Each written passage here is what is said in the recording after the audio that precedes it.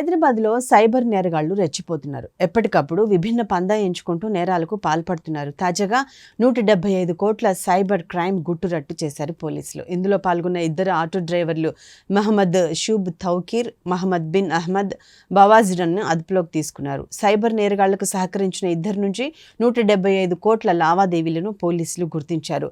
నిందితులు పాత బస్తీలోని ఎస్బీఐలో 6 బ్యాంక్ అకౌంట్లను వేర్వేరు పేర్లతో తీసుకున్నారు. ఆ బ్యాంక్ అకౌంట్లలో లావాదేవీలపై అనుమానం వచ్చి బ్యాంక్ అధికారులు పోలీసులకు సమాచారం ఇచ్చారు. పోలీసులు కూపీలాగారు. దీంతో డొంకంతా కదిలింది. తమదైన శైలిలో విచారణ జరిపిన పోలీసులు నకిలీ ఖాతాల్లో భారీగా లావాదేవీలు జరిగినట్లు గుర్తించారు. నిందితులు అమాయకుల పేర్లతో అకౌంట్లు తెరిచి సైబర్ నేరాలకు పాల్పడ్డారని, వివిధ బ్యాంకులు ఖాతాదారుల నుంచి పెద్ద ఎత్తున నకిలీ బ్యాంక్ ఖాతాలకు నగదు జమ అయినట్లు గుర్తించారు. బ్యాంకు నుంచి డబ్బులు డ్రా చేసి హవాలా ద్వారా విదేశాలకు తరలించారు. హవాలా, మనీ లాండరింగ్ ద్వారా ఈ లావాదేవీలు జరిగినట్లు పోలీసులు వెల్లడించారు.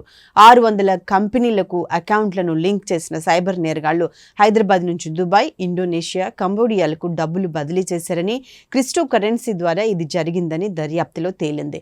సైబర్ నేరగాళ్లు ఇచ్చిన డబ్బులకు ఆశపడి ఆటో డ్రైవర్లు ఈ పనులకు అంగీకరించారు. ఇదిలా ఉంటే నేరస్తుల వెనుక చైనా సైబర్ నేరగాళ్ల హస్తం ఉందని పోలీసులు గుర్తించి మరింత లోతుగా ఇన్వెస్టిగేషన్ చేస్తున్నారు.